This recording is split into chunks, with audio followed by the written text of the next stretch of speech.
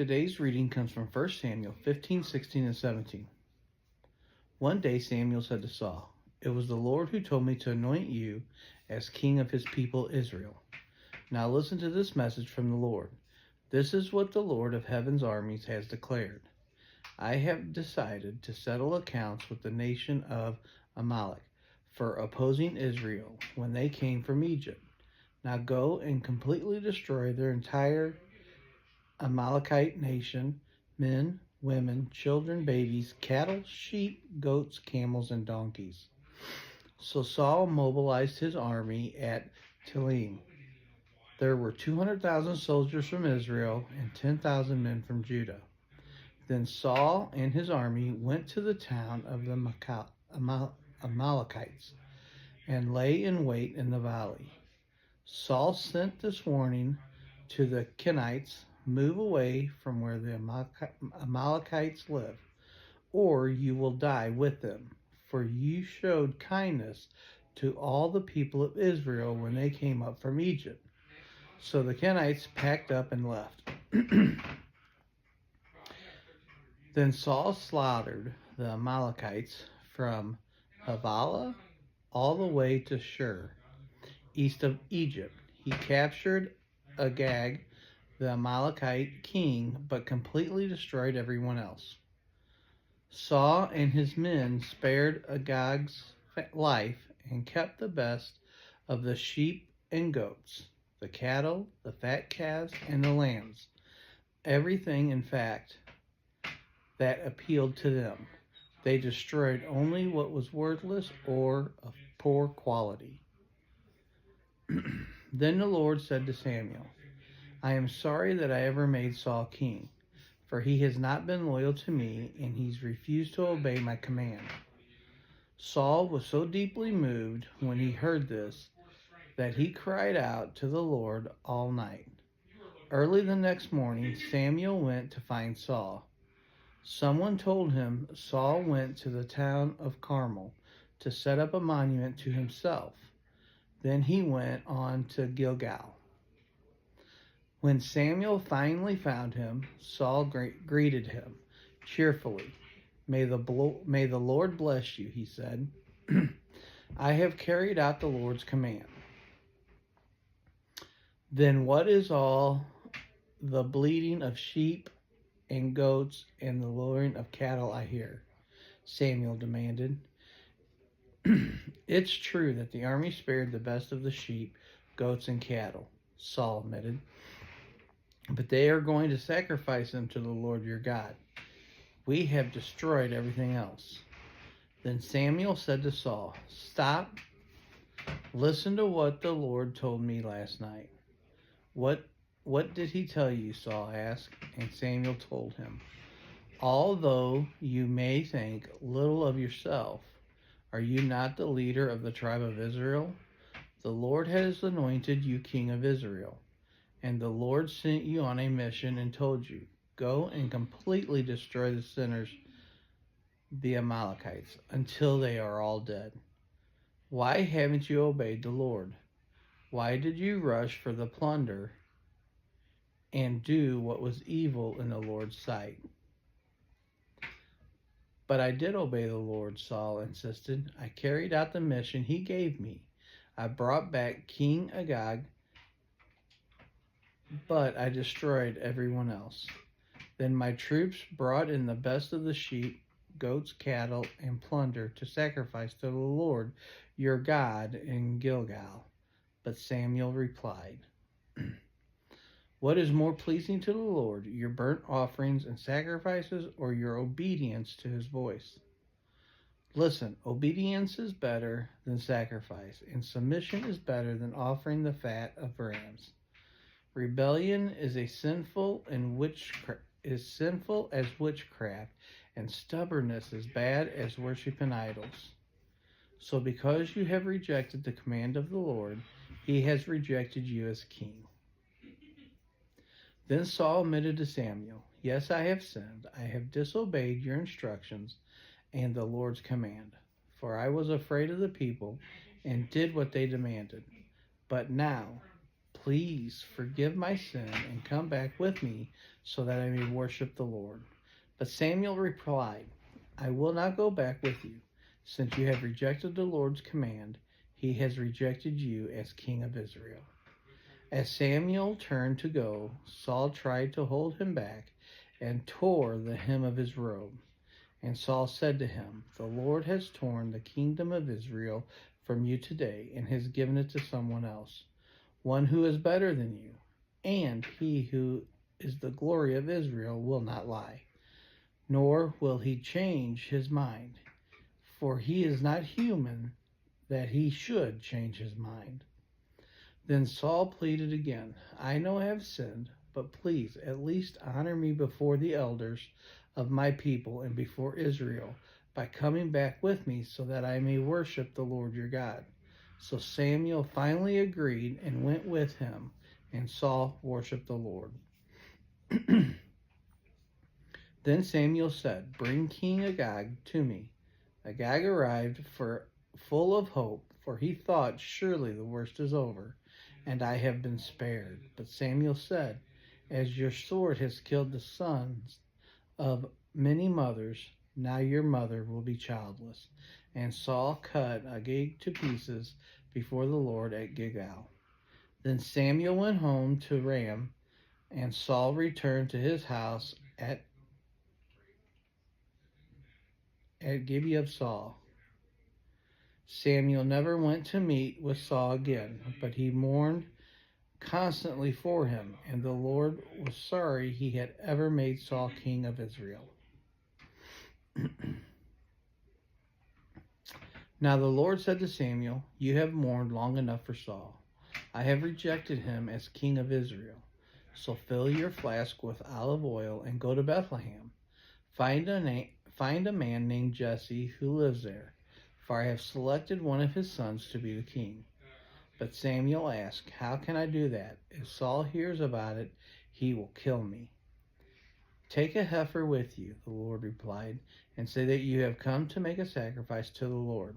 Invite Jesse to the sacrifice, and I will show you which of his sons to anoint for me. So Samuel did as the Lord instructed. When he arrived at Bethlehem, the elders of the town came trembling to meet him. What's wrong? They asked. Do you come in peace? Yes, Samuel replied. I have come to sacrifice to the Lord. Purify yourselves and come with me to the sacrifice. Then Samuel performed the purification rite to Jesse and his sons and invited them to sacrifice too. When they arrived, Samuel took one look at Eliab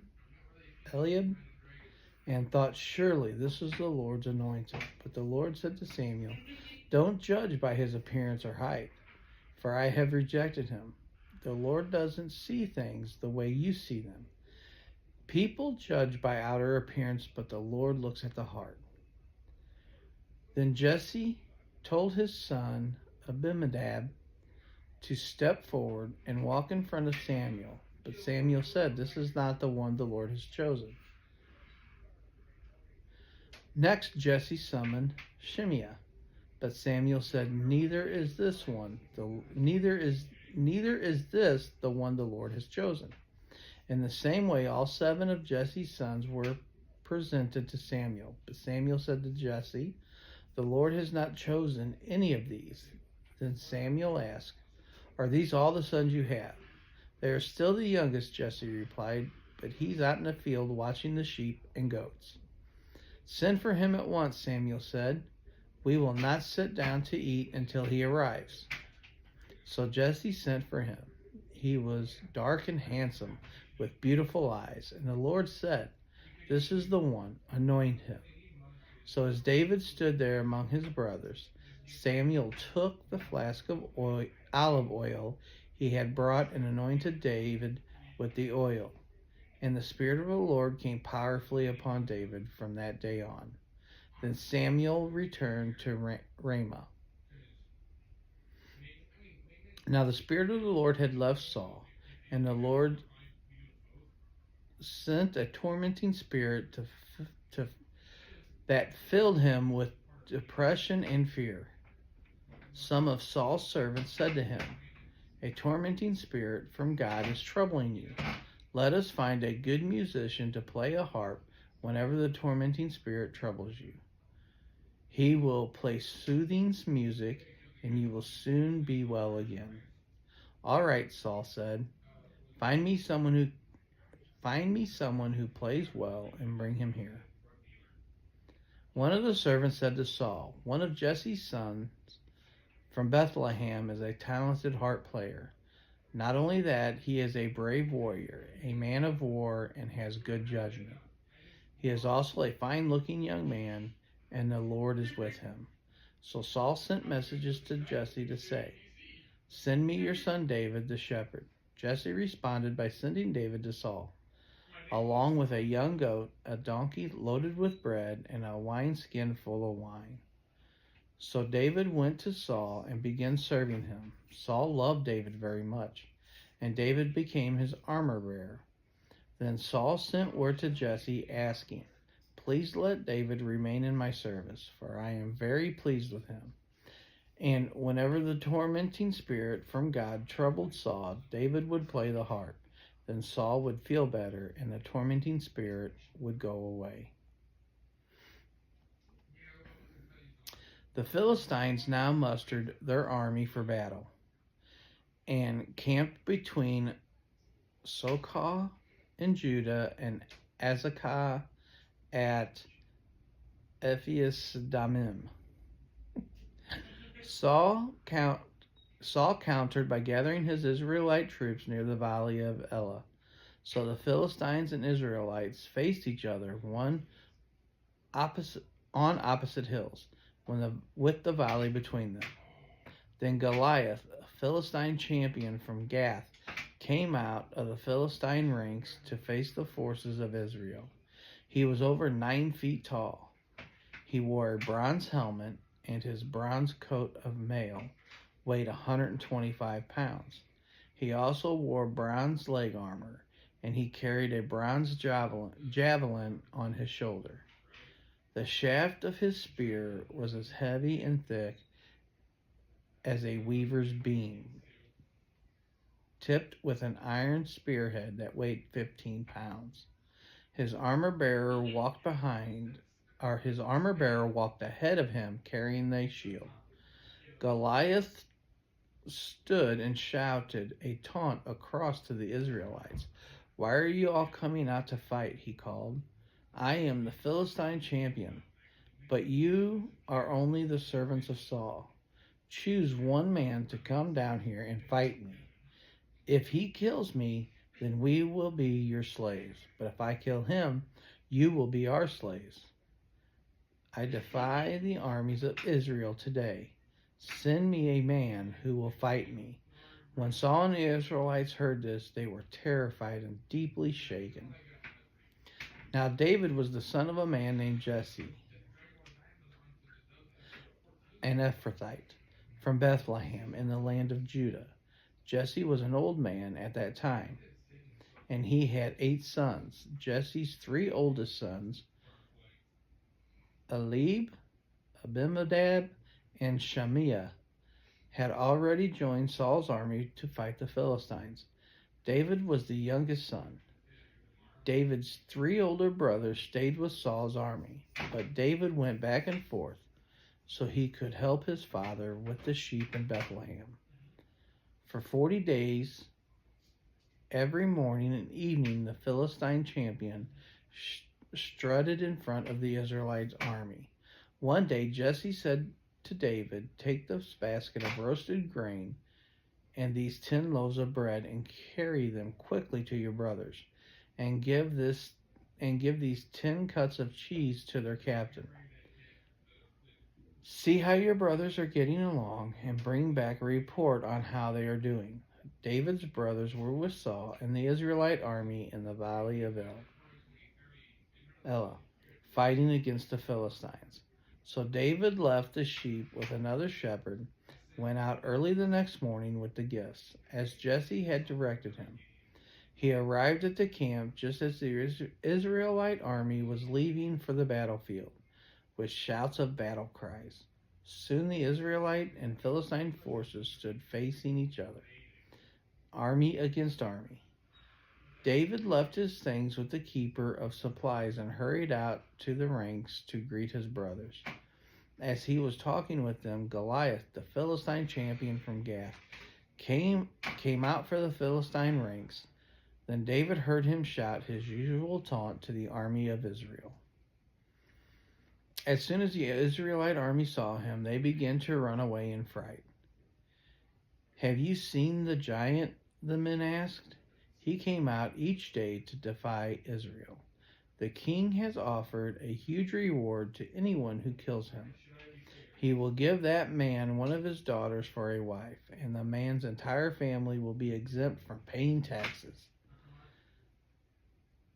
David asked the soldiers standing nearby, "What will a man get for killing the Philistine and ending his defiance of Israel? Who is this pagan Philistine anyway, that he is allowed to defy the army of the living God?" And these men gave David the same reply. They said, "Yes, that is the reward for killing him." But when David's oldest brother, Eliab, heard David talking to the men, he was angry. "What are you doing around here anyway?" he demanded. "What about those few sheep you're supposed to be taking care of? I know about your pride and deceit. You just want to see the battle." "What have I done now?" David replied. "I was only asking a question." He walked over to some others and asked them the same thing and received the same answer. Then David's question was reported to King Saul, and the king sent for him. "Don't worry about this Philistine," David told Saul. "I'll go fight him." "Don't be ridiculous," Saul said. "There's no way you can fight the Philistine and possibly win. You're only a boy, and he's been a man of war since his youth." But David persisted.